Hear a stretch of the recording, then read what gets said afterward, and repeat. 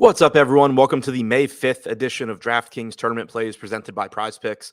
I'm your host, Adam Scherer. You can follow me on Twitter at ShipMyMoneyDFS. As a reminder, you get one free month of Awesemo plus Platinum when you sign up and make a deposit at Prize Picks. Be sure to use the code Awesemo to receive a 100% first deposit bonus up to $100. We have a relatively short MLB slate tonight, but still 6 games going, so 12 teams to choose from. Not small enough where ownership should get too out of control, but you'll certainly see more condensed ownership than you do on your 10 or 11 game slates. As always, we're going to take a look at 3 of the top tournament stacks and 3 of the top tournament pitchers using the top stacks tool and the top pitchers tool on Awesemo.com.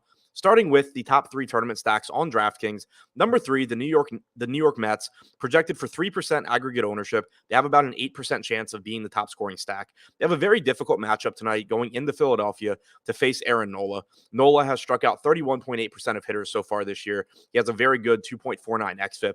He has been home run prone with 1.6 home runs per 9, but that number is likely to decrease.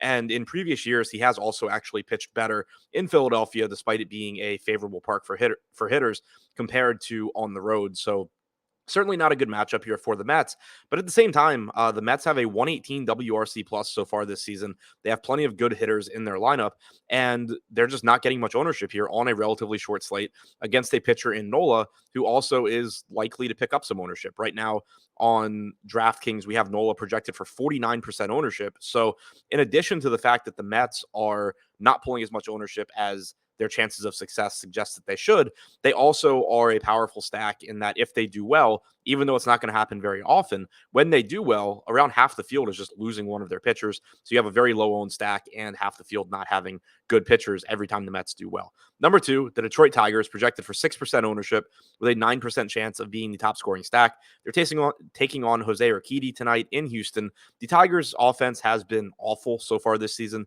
They have an 86 WRC plus. Their ISO is below 100. But Urquidy's not a great pitcher either. He's only struck out 15% of hitters so far this year, 4.63 xFIP. And the Tigers do actually have some decent bats in their lineup, historically, not necessarily so far this season, but guys like Robbie Grossman, Javi Baez, Austin Meadows, these guys can, all have a track record of being solid hitters.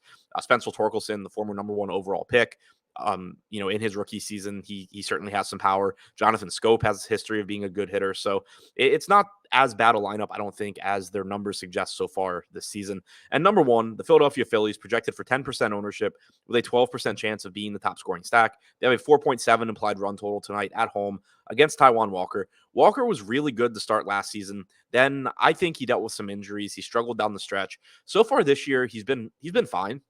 He has a 3.45 xFIP. He hasn't allowed a home run, but he has only struck out 21.7% of hitters. And that is down a bit from where I would expect Walker to be when he's at his best.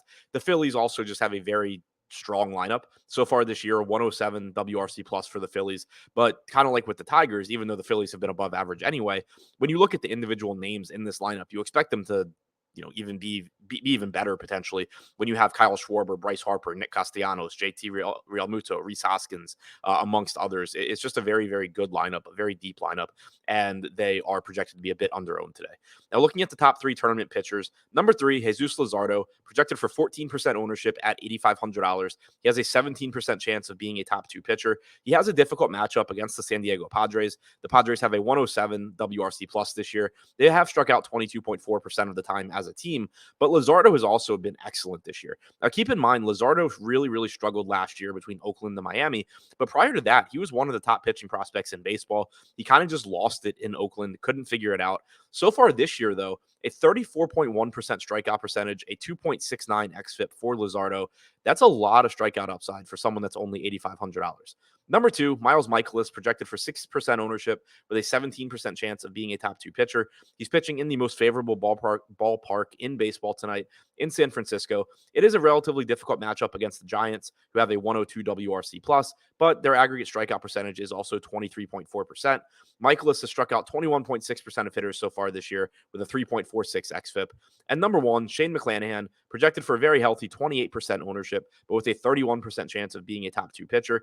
He has a difficult matchup tonight in Seattle against the Mariners, but he's also been extremely good this year. The Mariners have a 112 WRC plus overall this season. They're not an easy offense to face. They've also only struck out 21.5% of the time, but Mcclanahan has a 39.3% strikeout percentage and a 1.59 xFIP so far this season for Tampa. He has come out of the gates very, very strong. And at $9,700, I still want to get to him in tournaments.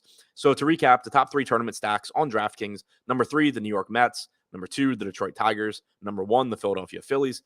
And the top 3 tournament pitchers: number 3, Jesus Luzardo; number 2, Miles Michaelis; and number 1, Shane McClanahan.